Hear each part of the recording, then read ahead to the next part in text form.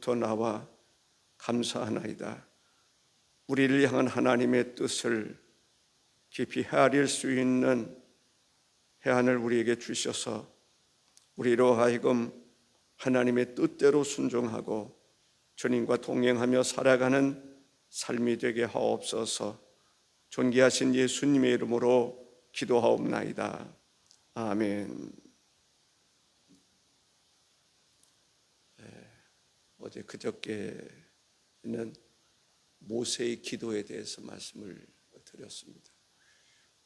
모세가 시내산에 올라가서 십계명을 받는 그런 과정 속에서 산 아래에서는 이 우상을 금송아지를 만들어 섬기는 그러한 일이 있었습니다. 하나님이 얼마나 진노하셨는지 이렇게 이야기를 합니다.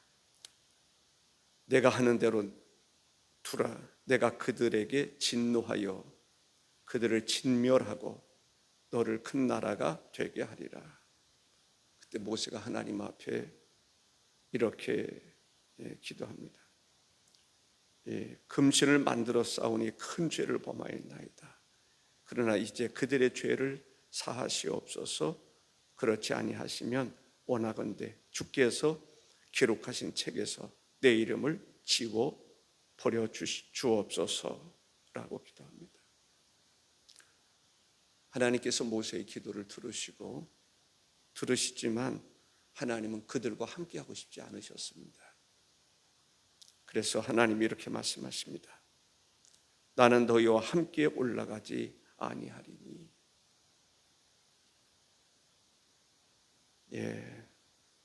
하나님이 함께하지 않는 삶은 어떤 삶이었을까요? 우리의 삶 속에서 하나님이 함께하는 것이 중요하다는 것을 깨닫게 됩니다. 영적인 위기 속에서 모세가 할 수 있는 것은 회막을 짓는 것입니다. 그리고 여호와를 앙망하는 자는 다 진 바깥 회막으로 나아가며 라고 말합니다. 우리는 어떤 사람이 되어야 하는가?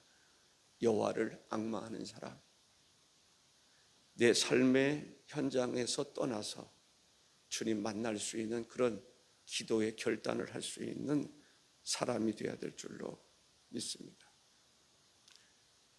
마음이라는 것은 매우 중요합니다. 샘의 근원은 마음에 있다라고 얘기를 합니다. 마음에서 비롯된 것을 우리는 기도할 수 있고 삶으로 살아갈 수 있습니다. 그래서 무릇 붙잡을 수 있는, 지킬 수 있는 것이 있어야 되는데 그것은 우리의 마음이다 라고 생각을 합니다. 마음이 잘못되면 삶도 잘못될 수 있습니다. 그렇기 때문에 우리의 마음이 하나님 앞에 온전해지기 위해서는 마음이 청결한 자가 복이 있다. 하나님을 볼 것이라고 그러지 않았습니까? 그래서 마음이 청결하기 위해서는 늘 회개하고 사죄의 확신을 가지고 살아가야 된다라는 말씀을 드렸습니다. 기도라고 하는 것, 결단이 필요합니다. 우리의 삶에 있어서도 때로는 엄청난 결단이 요구될 때가 있습니다. 우리의 삶을 살아가는 데 있어서도 결단이 필요합니다. 어떤 결단을 해야 될까? 어제는 고넬료에 대한 얘기를 했습니다. 고넬료는 기도하는 사람이었습니다. 로마의 백부장이었지만 그는 영적인 감각이 있는 사람입니다. 영적인 감각이 있는 사람이 기도하게 됩니다. 또 기도하는 사람이 영적인 감각이 살아나는 것을 볼 수가 있습니다. 화인 맞았다는 표현을 성경에 쓰고 있는데 감각이 없는 것을 말합니다. 감각이 없는 사람은 하나님의 선하신 뜻을 따라 살아가기가 어렵습니다. 어떻게 하면 영적인 감각을 가지고 살아갈 수 있을까? 우리가 이 경건이라고 하는 말씀을 드렸습니다. 경건한 삶을 살아가는 것입니다. 물론 하나님께서 어떤 은사적인 그런 부분에 있어서는 또 경건한 삶과는 또 다르게 하나님이 쓰시는 경우들을 볼 수가 있습니다. 하나님을 알지 못하는 사람을 통해서도 하나님은 역사하시는 경우들을 볼 수가 있습니다. 이방인을 통해서도 하나님은 역사하는 경우들이 있다라고 하는 말씀을 드립니다.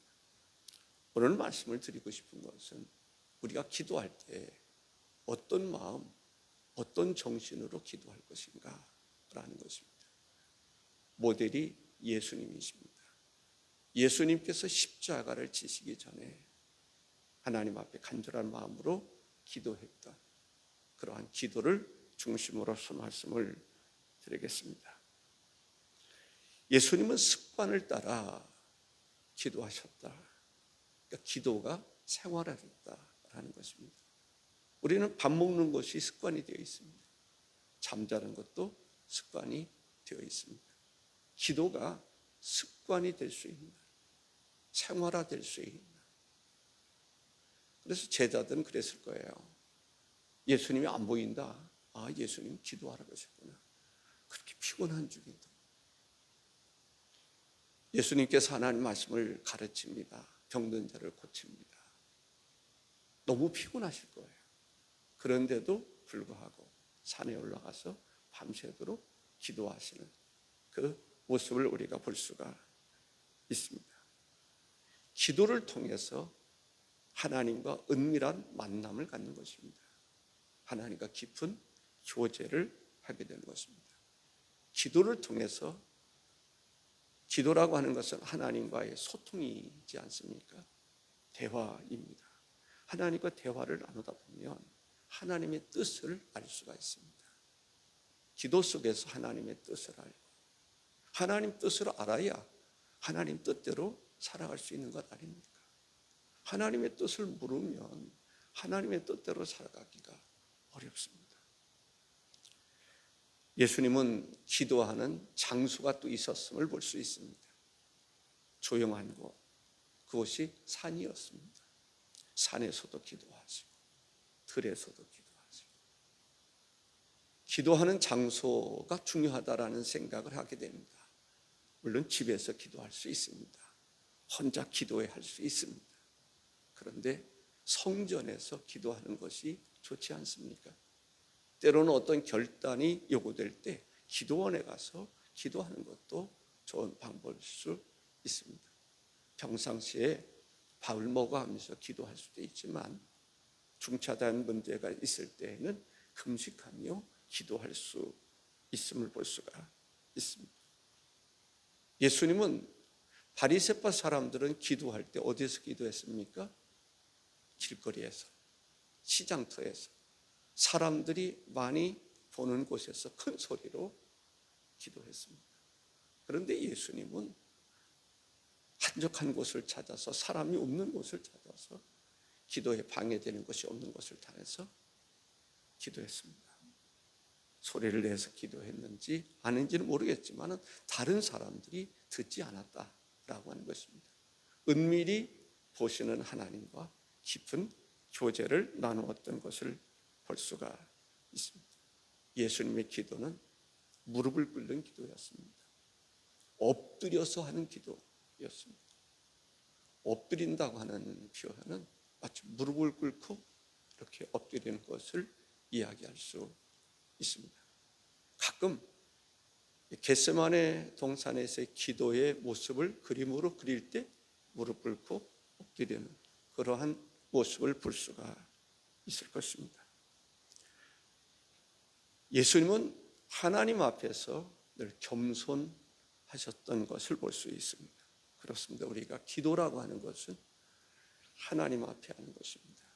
하나님 앞에 겸손한 자세로 기도하는 것이 중요합니다. 꼭 무릎을 꿇어야 되느냐, 그걸 얘기하는 것은 아닙니다. 겸손한, 정말 하나님은 높은 보좌 위에 계시고 우리는 지극히 낮은 곳에 있다. 그런 마음으로 기도는 절대적인 하나님을 향한 기도입니다.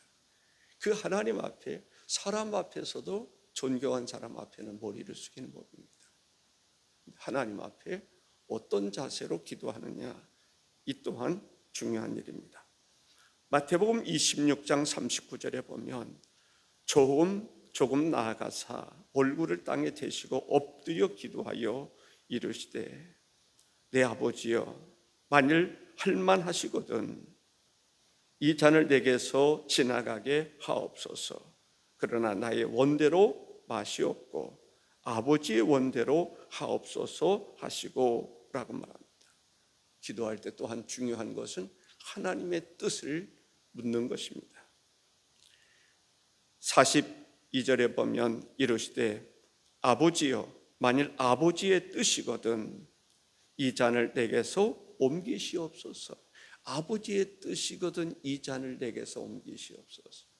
아버지의 뜻이거든 십자가 지지 않게 하여 달라는 기도일 것입니다. 그러나 내 원대로는 마옵시고 내 원대로 마시옵고 아버지 원대로 되기를 원하나이다 라는 것입니다. 정말 고난 중에서 우리는 내 뜻을 앞세울 수 있습니다. 너무 힘들 때에는 내 주관을 앞세울 수 있습니다. 그럼에도 불구하고 예수님은 아버지의 뜻을 구했던 것을 볼 수 있습니다. 예수님의 기도는 얼마나 간절한 기도였는지 땀방울이 핏방울이 되어 흐르기까지 하였다라는 것입니다.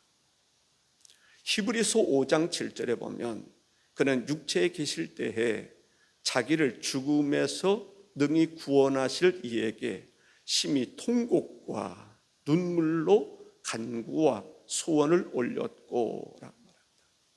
통곡과 눈물로 간구와 소원을 올렸고, 예수님의 기도, 통곡하는 기도, 눈물이 있는 기도, 간절한 기도, 이 기도를 드렸다라고 하는 것을 보게 됩니다.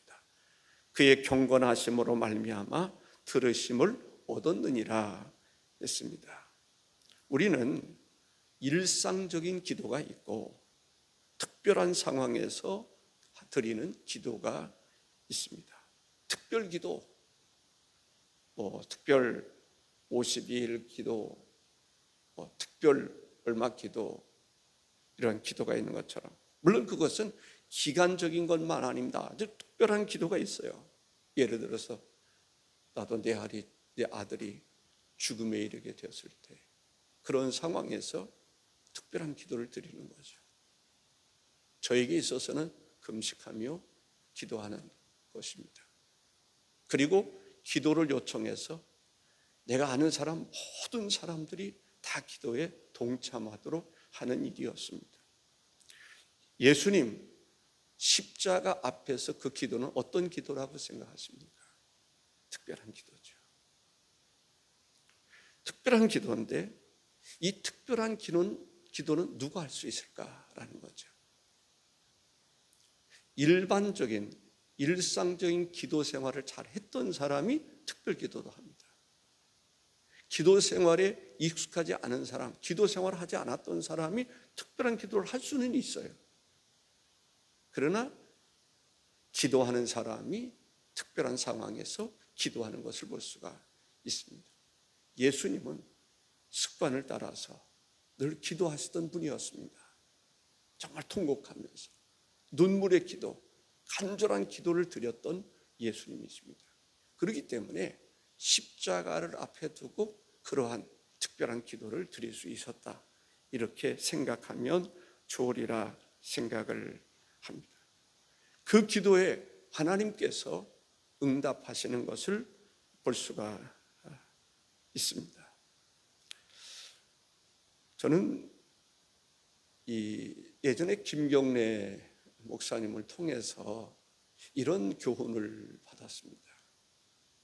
역시 기도하시던 분은, 예를 들어서 그분이 골프 연습을 하든지 그냥 있다가 갑자기 기도를 쫙 하면 그 기도하는 순간에 응답을 탁탁 받는단 말이죠. 제가 거기서 깨닫는 것은 기도가 많이 쌓여 있는 사람들은 한순간에 기도가 깊어질 수 있구나. 나는 그게 잘 안 되는데, 그런 생각이 들 때가 있어요.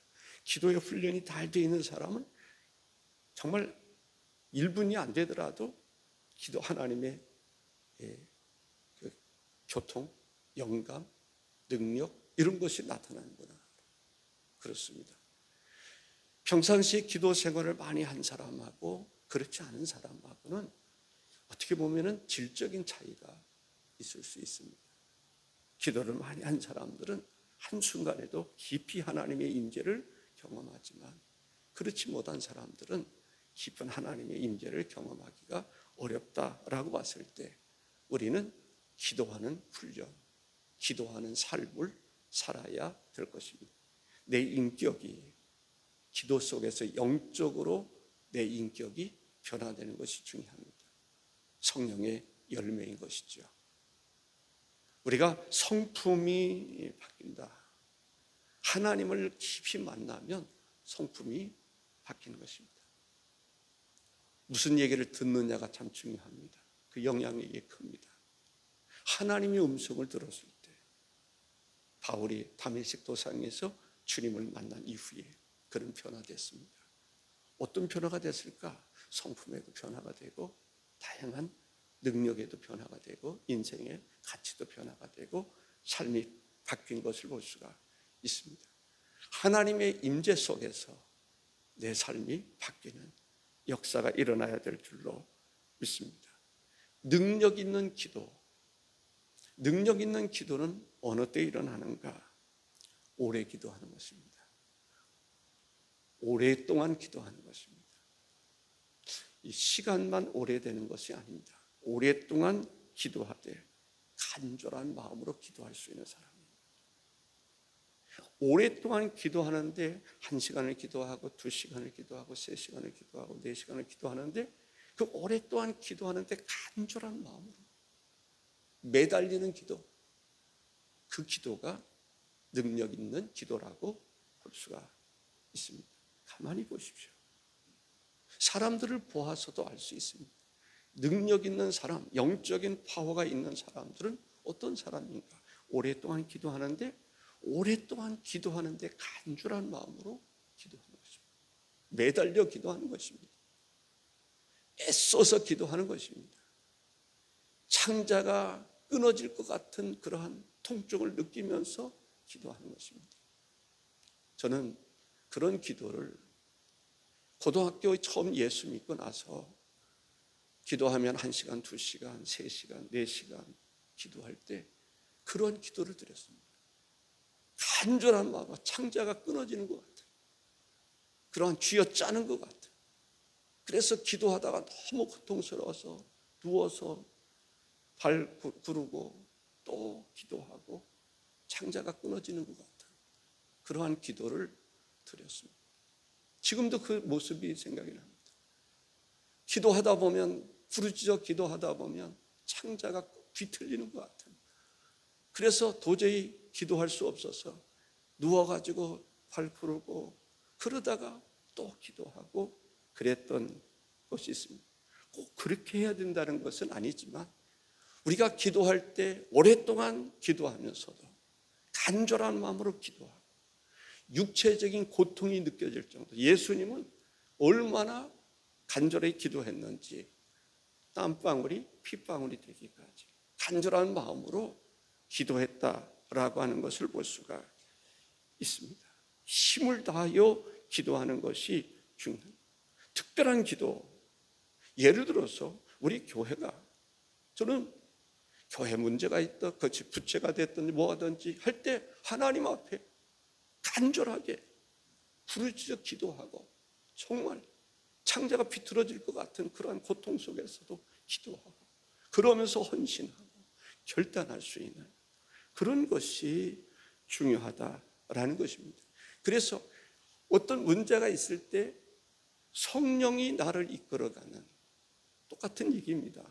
말씀이 나를 이끌어가는 삶, 성령이 나를 이끌어가는 삶, 그것이 바로 교회의 머리가